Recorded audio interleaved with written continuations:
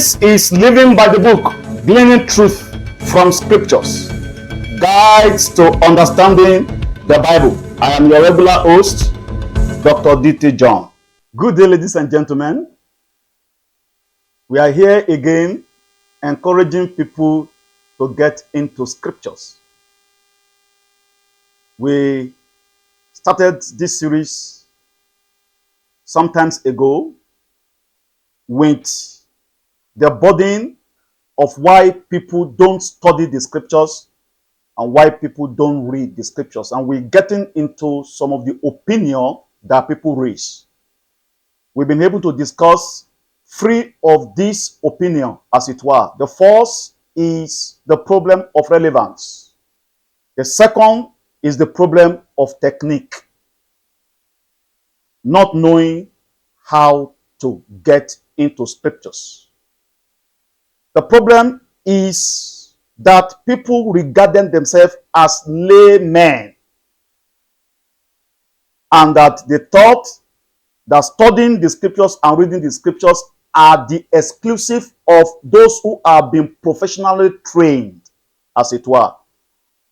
And we broke this myth by letting you to know that when people saw the boldness of Peter in the days of yore, they realized that he has not been to a rabbinical school. So why did he get this boldness?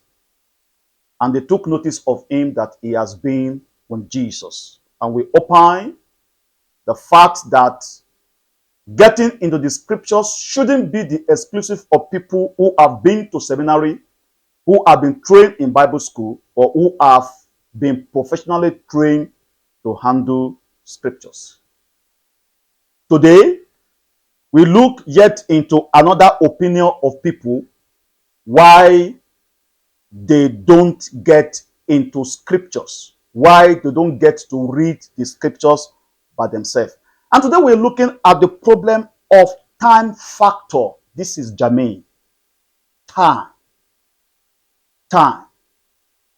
Now, you require time. Time is required to study the scriptures. Time is required to read the scriptures.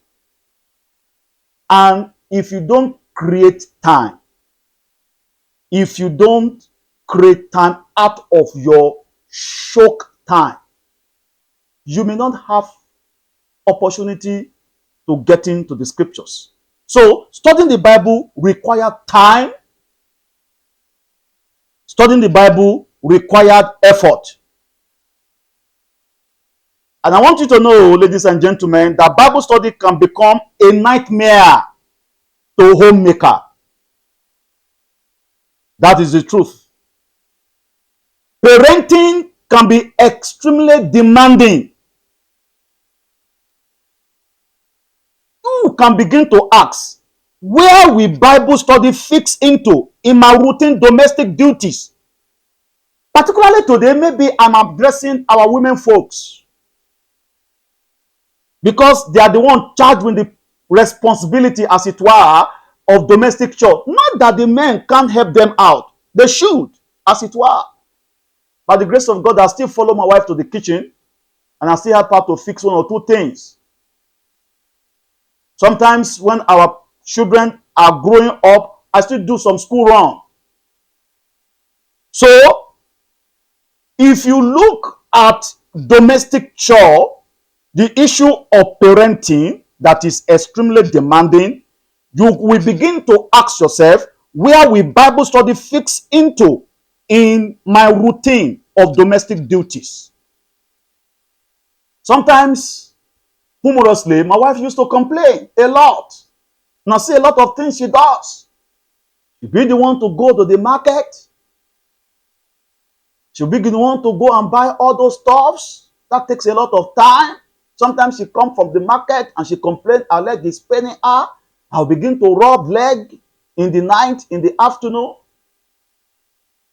Children are grown up. They are not at home. If they are at home, children should be able to help in the kitchen, but children are not at home. So she has to fix meal. Even though if you go to church together or you went to work in the morning and you came back together, it's still the exclusive of the wife to go to the kitchen to fix meal.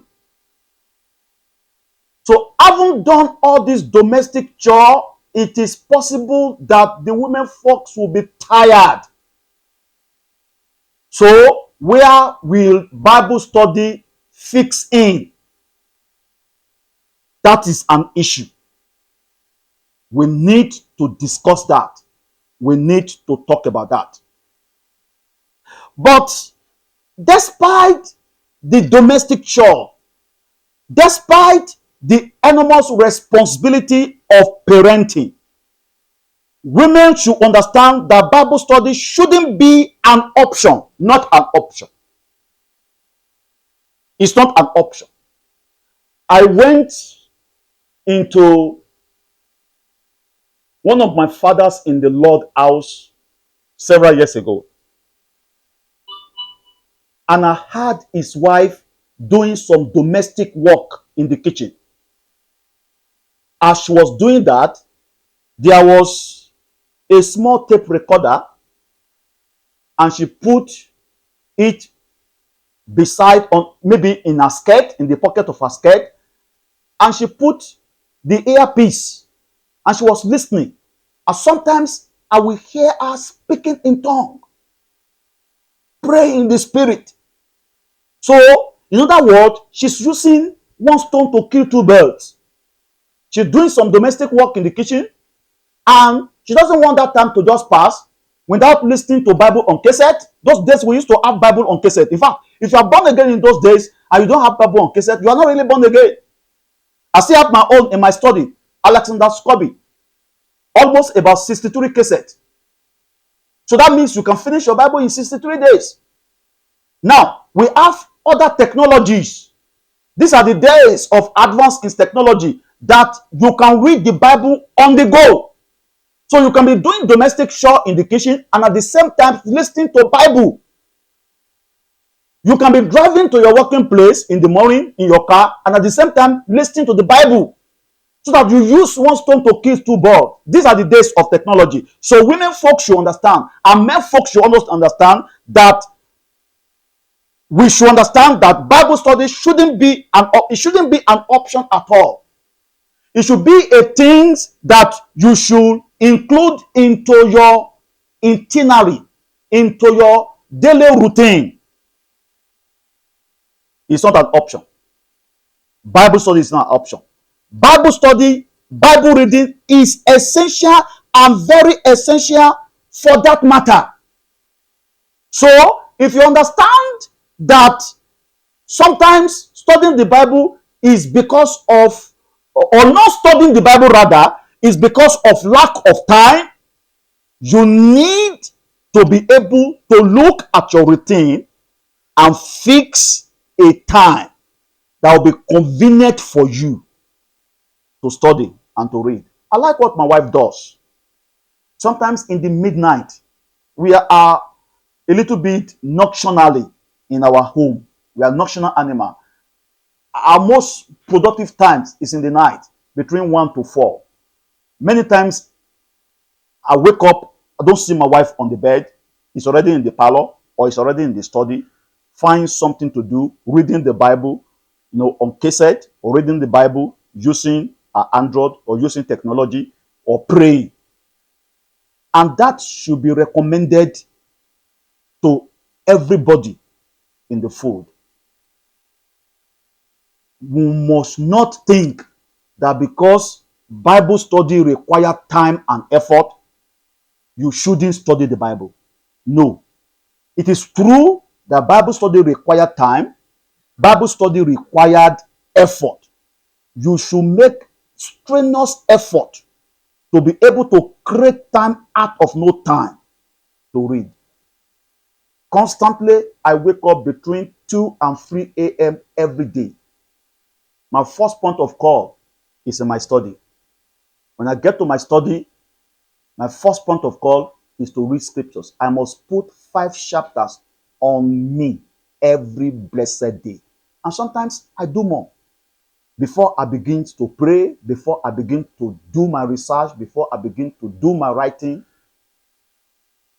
one of the reasons why people don't study the Bible is the factor of time, but we can maneuver around it by the grace of God. This is where I'll be stopping today.